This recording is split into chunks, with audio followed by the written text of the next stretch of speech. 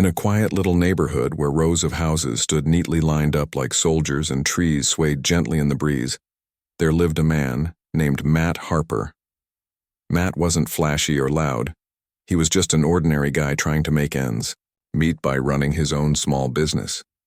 His company, a tech repair shop, wasn't located inside one of those cookie-cutter homes, but rather in an old warehouse at the edge of the community. The building itself wasn't much to look at. It was weathered with peeling paint and creaky doors, but it served its purpose well. More importantly, it came with something that would later become both a blessing and a curse: a large, empty parking lot. Matt loved his work. Fixing gadgets gave him a sense of accomplishment, and helping people solve their tech problems made him feel useful. He worked hard every day, often staying late into the evenings to ensure all repairs were done on time. But when the workday ended, the parking lot outside his warehouse usually sat deserted. Sure, a few delivery trucks might pull in during the week, but most weekends it remained unused. A vast expanse of asphalt baking under the sun or glistening under the rain, depending on the weather. What Matt didn't know was that this very emptiness caught the attention of someone else entirely. You see, the neighborhood had a homeowners association, HOA, a group of residents who managed the community's rules and regulations. These folks took pride in keeping things orderly, making sure lawns were trimmed, fences weren't painted, outrageous colors, and cars weren't left abandoned on streets for too long. They also organized events for the community, like summer barbecues, holiday parties, and garage sales. And while these gatherings brought everyone together, they also created one big problem: parking. The neighborhood wasn't designed with large crowds in mind. Each house had a driveway and maybe a single-car garage, but that was about it.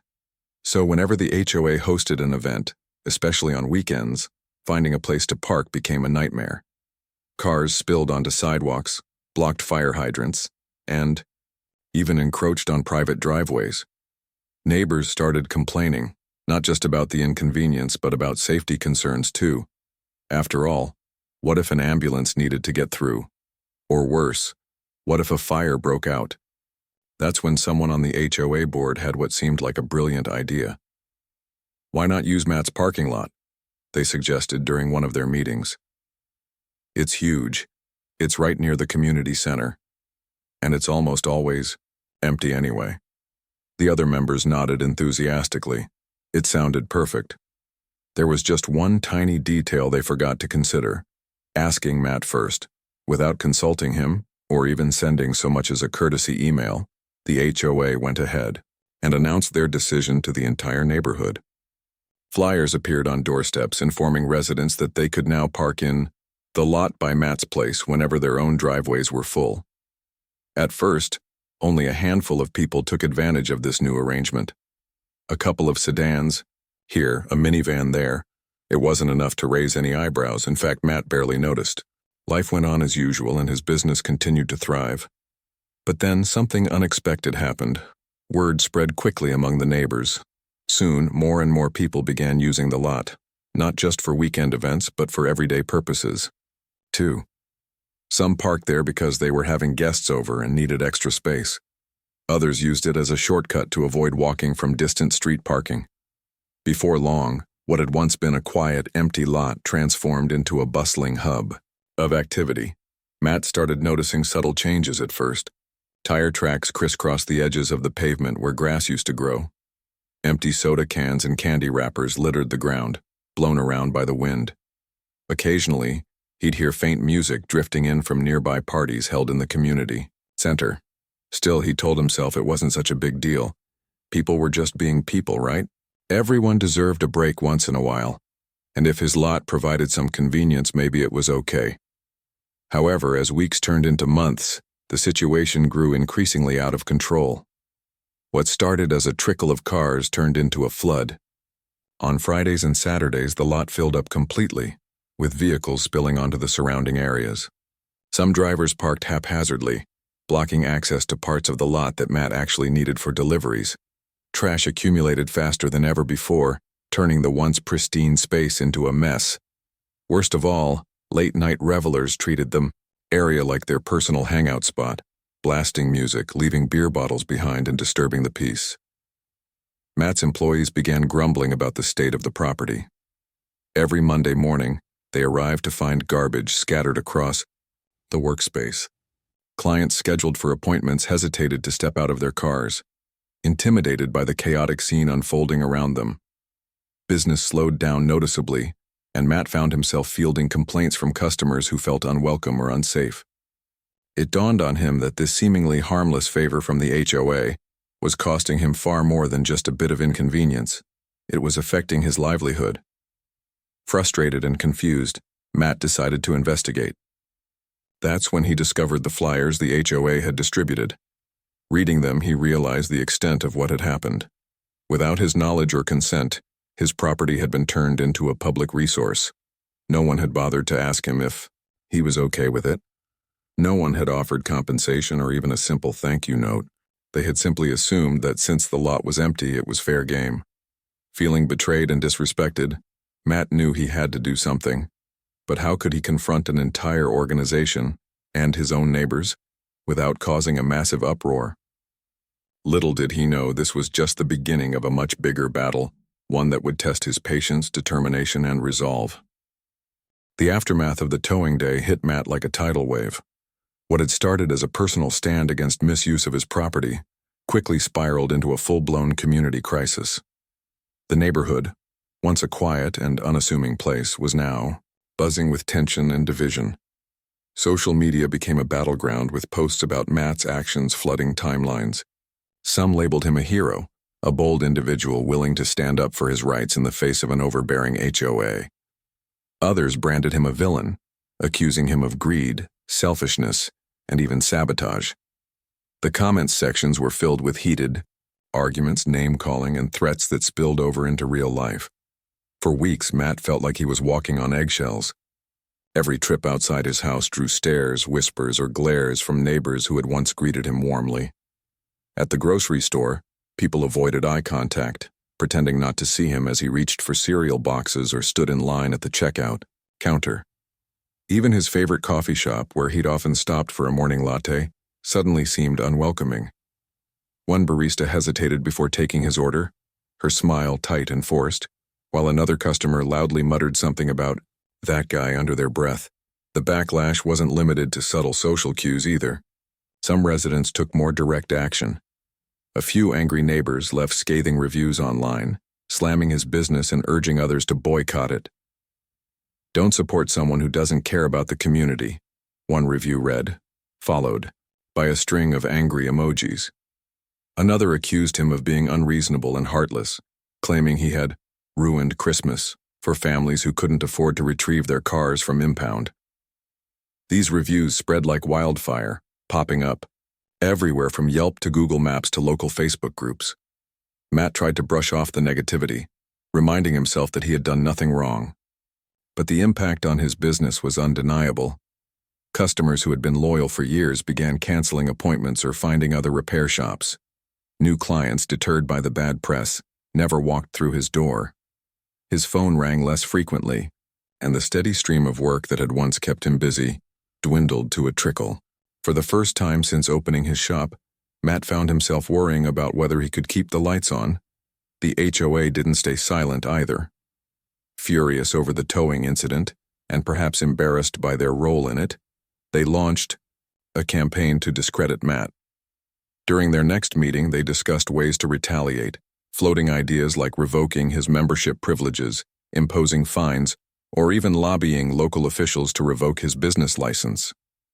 While none of these plans came to fruition, the mere threat of them weighed heavily on Matt's mind. He hired a lawyer just in case, adding yet another expense to his growing list of worries. Despite the mounting pressure, some unexpected allies emerged. Neighbors who had initially sided with the HOA began to reconsider their stance after learning more about the situation. They realized that the HOA had acted recklessly by using Matt's property without permission, and many felt guilty for jumping to conclusions. Slowly but surely, a small group of supporters rallied around Matt, defending him both online and offline. One neighbor, a retired teacher named Mrs. Jenkins, organized a petition to encourage fair treatment of Matt's property. She went door to door, explaining how the HOA's actions had crossed a line and urging others to sign.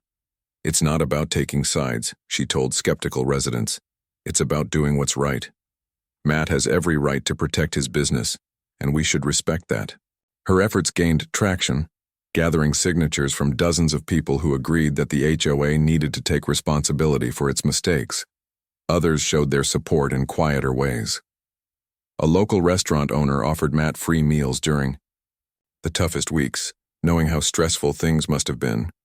A young couple who regularly used his services sent him a handwritten note thanking him for standing up for himself. "We know you're getting a lot of hate right now," they wrote, "but we think you're doing the right thing. Keep going, you've got this." Even so, the strain of the situation began to wear on Matt. Sleepless nights became the norm. As he lay awake replaying conversations in his head, wondering if he could have handled things differently, had he been too harsh? Too inflexible? Could he have found a compromise without resorting to towing? The questions haunted him, gnawing at his confidence. But despite the doubt creeping in, Matt refused to back down completely. He knew that giving in now would only validate the HOA's behavior and set a dangerous precedent. If he let them win, they might feel entitled to use his property, or anyone else's, for whatever purpose they saw fit. No, he had to stay firm, even if it meant enduring more criticism and isolation. As the weeks dragged on, the HOA finally acknowledged the severity of the problem. With mounting complaints from residents, including those who had initially opposed Matt, they realized they needed to find an alternative solution for parking. Desperate to avoid further conflict, they scrambled to explore options. They considered renting nearby lots, organizing carpool systems, or even building a temporary parking structure. None of these ideas proved feasible in the short term, leaving the HOA scrambling to manage the fallout. Meanwhile, tensions within the community began to shift. The initial outrage over the towing incident gradually gave way to reflection. People started asking themselves tough questions. Why had the HOA assumed they could use Matt's property without asking? Where was the line between communal needs and individual rights? And most importantly, how could they prevent something like this from happening again? Some neighbors approached Matt privately to apologize, admitting they had misunderstood the situation. "I thought you were just being difficult," one man confessed, scratching the back of his neck awkwardly. "But after hearing your side of the story, I get it now. You were protecting what's yours, and that's fair." These moments of reconciliation gave Matt hope, even as the broader battle raged on. While relationships with some neighbors remained strained, others began to rebuild bridges, recognizing that the fault lay not with Matt but with the HOA's poor decision-making. Slowly, the neighborhood started to heal, though scars remained. By the end of the month, it was clear that Matt's actions had sparked a much-needed conversation about boundaries, respect, and accountability. The HOA held another meeting, this time inviting Matt to attend, and publicly apologized for their handling of the situation. They admitted they had overstepped by using his property without permission and promised to ensure it wouldn't happen again. It wasn't a perfect resolution, but it was a start. As Matt drove home that evening, he felt a mix of emotions: relief that the worst was behind him, gratitude for the support he'd received, and determination to move forward. He knew the road ahead wouldn't be easy, but he also knew he had stood his ground when it mattered most, and sometimes that was enough. Months passed, and the neighborhood began to settle into a new rhythm. The initial firestorm caused by Matt's towing decision had died down, replaced by a quieter, but no less significant shift in how people thought about property rights and community responsibility. For Matt, life slowly returned to some semblance of normalcy, though the scars from the conflict lingered. Relationships with some neighbors remained strained, while others grew stronger as mutual respect blossomed. It was a mixed bag, but overall there was a sense that something important had been learned, not just by Matt, but by everyone involved. The HOA, humbled by the backlash they'd faced, took concrete steps to make amends. They formally apologized to Matt, not just privately but publicly during one of their monthly meetings. This time, Instead of brushing him off or dismissing his concerns, they listened intently as he outlined the impact their actions had on his business and personal well-being. Several board members admitted they had underestimated the severity of the situation and vowed to handle similar issues more responsibly in the future. To show they meant business, the HOA offered compensation for the damages caused to Matt's property over the months. They agreed to cover the cost of repairing the grassy areas torn up by tires, repainting faded lines on the parking lot, and installing additional lighting to improve security. More importantly, they promised to pay Matt a modest fee whenever the community needed to use his lot for events, a gesture that acknowledged his property wasn't simply a free resource, but a valuable asset worth respecting. Matt accepted their offer, though not without hesitation. He knew accepting money wouldn't magically erase the tension or undo the stress he'd endured, but it was a step toward rebuilding trust. "I'm willing to work with you," he told the HOA board during their meeting, "but only if we can agree on clear rules moving forward. I need to know this won't happen again." The HOA readily agreed, drafting a formal agreement that outlined specific conditions under which the neighborhood could use his parking lot. These included restrictions on the number of vehicles allowed, designated times for access, and strict penalties for violations. They also required residents to sign liability waivers before parking on his property, ensuring Matt wouldn't be held responsible for accidents or damages. While it felt like a lot of red tape, Matt appreciated the structure. It gave him peace of mind knowing there were safeguards in place. As word of the resolution spread through the neighborhood, reactions were mixed. Some residents grumbled about the new rules, complaining that they made things unnecessarily complicated. Others, however, saw them as a fair compromise. "At least now we have guidelines," one neighbor remarked during a casual chat at the local park. Before, it was chaos, people doing whatever they wanted without thinking about the consequences. For Matt, the changes brought both challenges and opportunities. On one hand, managing the occasional influx of cars during community events added a layer of complexity to his daily routine.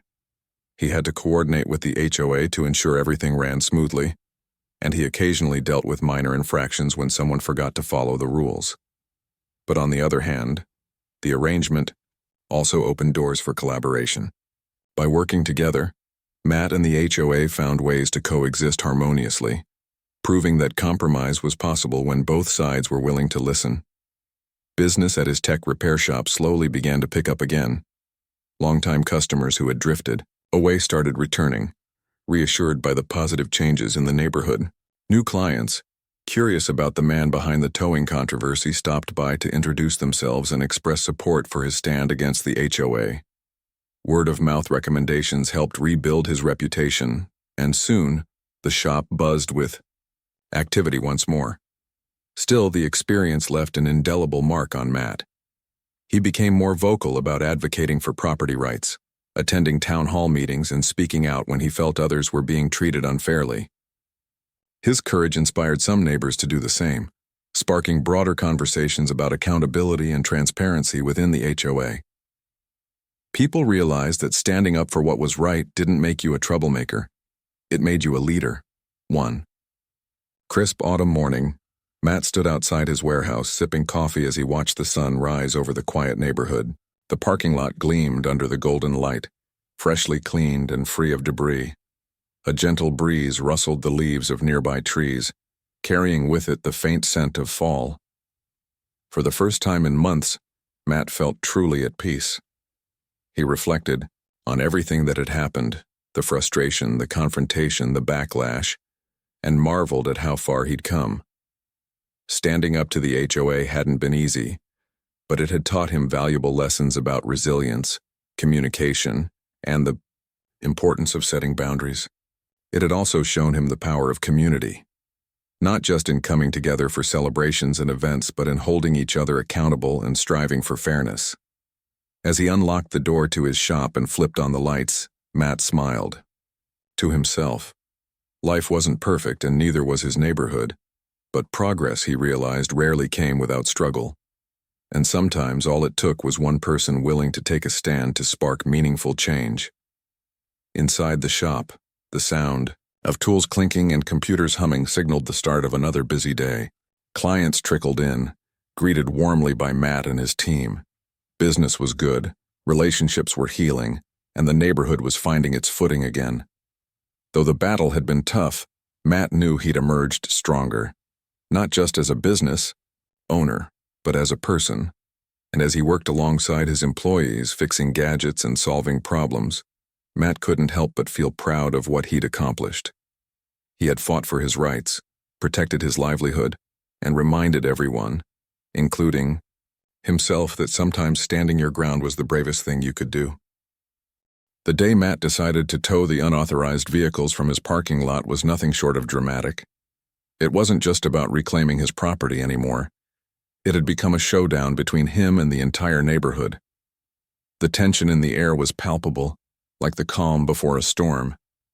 Matt knew this moment would define how people saw him moving forward, either as a villain who disrupted the community or as someone brave enough to stand up for his rights. Early that morning, long before the sun had fully risen, Matt arrived at his warehouse. He wanted to be there before anyone else to make sure everything went smoothly. His heart raced as he watched the first tow truck pull into the lot. The driver nodded at Matt, gave him a reassuring smile, and got to work. Together, they began identifying cars that clearly violated the rules, those parked without permission, despite the bright orange signs posted around the perimeter. As the truck started hooking up the first few vehicles, word spread quickly through the neighborhood. People woke up to find their cars being towed and rushed outside in disbelief. Some were still in pajamas, clutching cups of coffee, while others shouted angrily into their phones, calling friends or family for advice. Within minutes, a small crowd gathered near the entrance of the parking lot, their voices rising with frustration and outrage. "Who does he think he is?" one woman yelled, pointing accusingly at Matt. "This is our neighborhood, how dare he do this?" Another man stepped forward, his face red with anger. "You're ruining lives here, Matt. Do you know how much it costs to get a car out of impound? What if someone needs their car for work?" Matt stood firm, though inside, he felt a knot tightening in his stomach. He hated confrontation, but he also knew he couldn't back down now. This wasn't personal. It was business. Every car towed meant one less person abusing his property, and every sign ignored was proof that he'd been right to take action. Still, hearing the accusations hurled at him stung. He tried to explain calmly, raising his hands in a gesture of peace. "I didn't want it to come to this," he said, his voice steady despite the chaos around him. "I gave plenty of warnings. The signs are everywhere, and I sent letters to the HOA. If people respected my property, none of this would have happened." But his words fell on deaf ears. The crowd wasn't interested in explanations. They were furious. Someone snapped photos of the tow trucks and posted them on social media, sparking an online firestorm almost instantly. Comments flooded in from neighbors who weren't even present, accusing Matt of greed, selfishness, and cruelty. Others defended him, saying the HOA had brought this on themselves by using his lot without permission.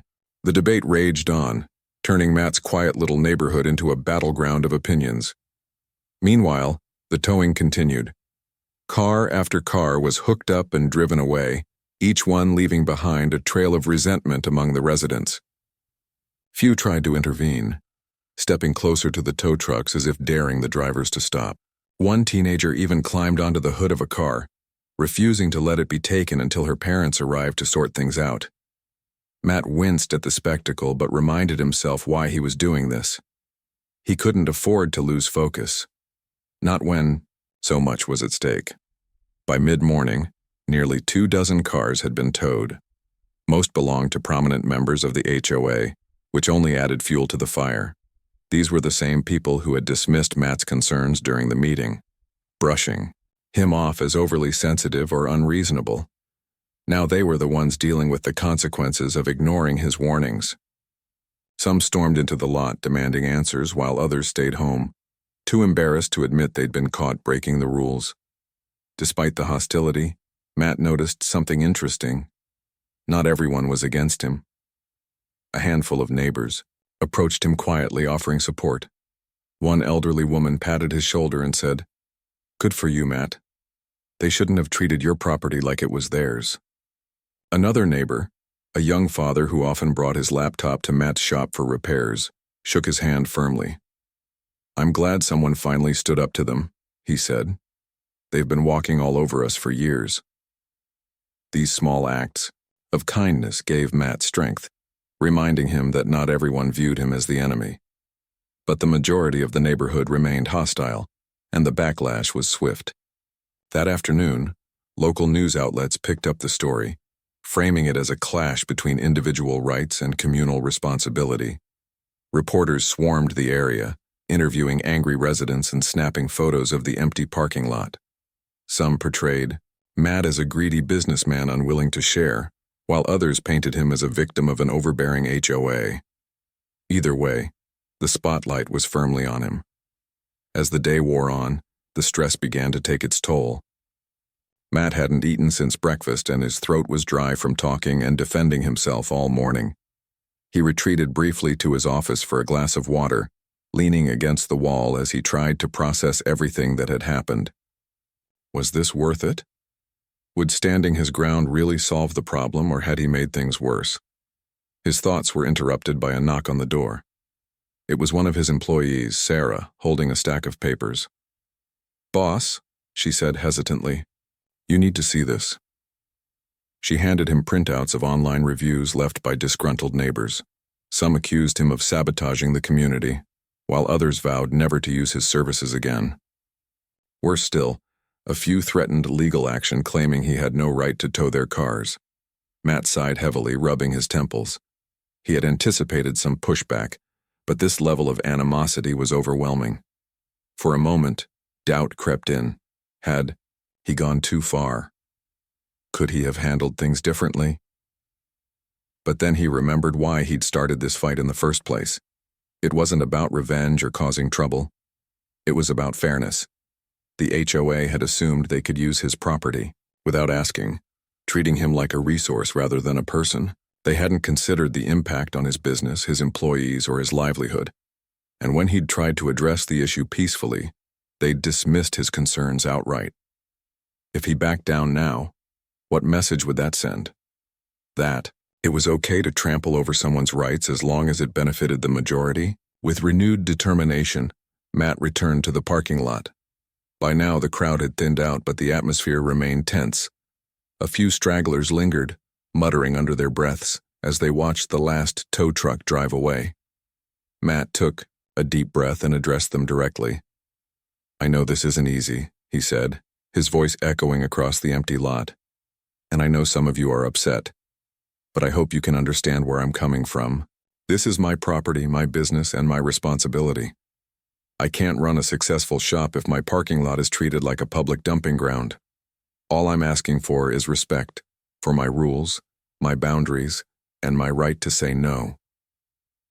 His speech didn't win everyone over, but it did silence some of the loudest critics. As the day came to an end, Matt locked up the warehouse and headed home, exhausted but resolute.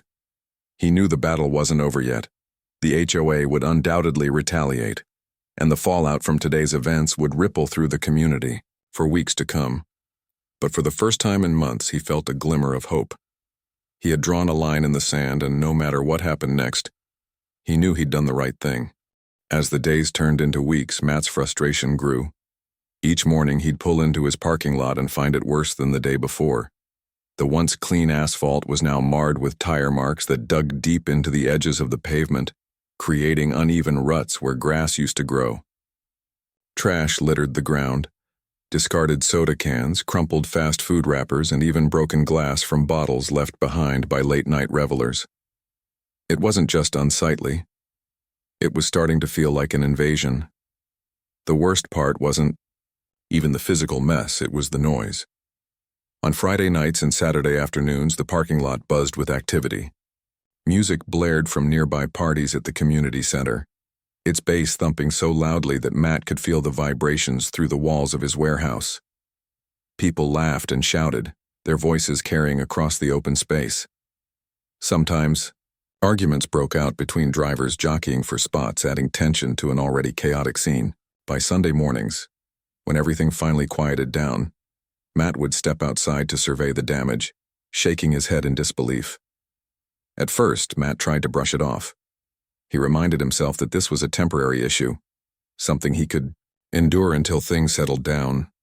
After all, he didn't want to come across as difficult or unneighborly. But as the situation worsened, ignoring it became impossible. His employees began voicing their concerns during team meetings. "Boss, we can't keep cleaning up after these people," one of them said, holding up a plastic bag filled with trash she'd collected from the lot that morning. Another chimed in. "And what about the clients? They're complaining about how messy it is out here. Some of them won't even get out of their cars." Matt knew they were right. His business depended on providing a professional environment for his customers. If someone came in with a broken laptop, they shouldn't have to wade through garbage or dodge reckless drivers just to reach the front door. Yet, that's exactly what was happening. Clients who had been loyal to his shop for years started canceling appointments or taking their business elsewhere. New customers, deterred by the chaos, never even walked in. Slowly but surely, Matt's reputation as a reliable, trustworthy repairman was eroding. Determined to address the problem, Matt decided to talk to the HOA directly.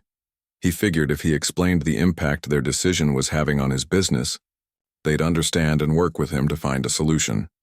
So one evening he attended an HOA meeting held in the community center, a building conveniently located right next to his parking lot. As he entered the room, he noticed several familiar faces, neighbors who lived nearby, some of whom he'd exchanged friendly waves with over the years. For a moment he felt hopeful. Maybe this wouldn't be so hard after all. When it was his turn to speak, Matt stood up and calmly shared his concerns. He described the growing mess, the noise, and the negative effect it was having on his business. He emphasized that he hadn't been consulted before the HOA made their announcement, and stressed that while he wanted to be a good neighbor, he couldn't continue allowing his property to be treated this way without permission. "I'm not asking for much," he concluded. "Just respect for my boundaries and maybe a little consideration moving forward." To Matt's surprise, his words were met with resistance. One board member shrugged dismissively. "It's just temporary," she said, waving her hand as though the issue was trivial. "And besides, your lot isn't being used anyway." Another chimed in, accusing Matt of being selfish. "You're running a business in our neighborhood," the man argued. "Shouldn't you contribute something back to the community?" Others nodded in agreement, muttering comments under their breath about how Matt was putting profit over people. Feeling blindsided, Matt tried to defend himself. "This isn't about profit," he insisted. "It's about basic respect. You didn't ask me if I was okay with this. You just assumed you could use my property however you wanted." But his protests fell on deaf ears. The HOA members seemed more interested in defending their actions than listening to his side of the story. As the meeting dragged on, Matt realized he wasn't going to get anywhere. They weren't willing to budge, and no amount of reasoning was going to change their minds. Walking home that night, Matt felt a mix of anger and helplessness. How could they justify treating his property like it belonged to everyone else? Didn't they understand that owning a business didn't mean giving up his rights as a property owner? The HOA's refusal to acknowledge his concerns only fueled his determination to take matters into his own hands. He couldn't let this go on any longer, not if he wanted to save his business and reclaim control of his life. Over the next few days, Matt did some research. He learned about local laws regarding private property and discovered that towing unauthorized vehicles was well within his rights. He contacted a reputable towing company and arranged for them to patrol his lot on specific days. Then he purchased bright orange signs and posted them around the perimeter of the property. "Private property. Unauthorized vehicles will be towed at owner's expense." The message was clear, bold, and impossible to miss. To make sure the HOA couldn't claim ignorance, Matt sent formal letters to every member of the board, informing them of his decision and explaining why he felt it was necessary. Word spread quickly throughout the neighborhood. Neighbors saw the signs and began gossiping about what Matt had done. Some supported him, agreeing that the HOA had overstepped its bounds. Others accused him of being unreasonable, claiming he was making A mountain out of a molehill, tension simmered beneath the surface, waiting for the inevitable confrontation. On the designated towing day, Matt arrived early to oversee the operation. He watched nervously as tow trucks rolled into the lot, ready to remove any unauthorized vehicles still lingering there. Angry residents gathered outside, shouting protests and threatening retaliation. Some demanded answers, while others filmed the scene on their phones, planning to post it online later. Despite the chaos, Matt remained resolute. He knew this was the only way to send a clear message. His property was his, and he wasn't going to let anyone take advantage of it anymore. As the first car was hooked up and towed away, Matt felt a strange mix of relief and apprehension. Relief because he was finally standing up for himself, and apprehension because he knew this was just the beginning of a much larger battle. The HOA wouldn't take this lying down, and neither would some of his neighbors. But for now, at least, he had taken the first step toward reclaiming what was rightfully his.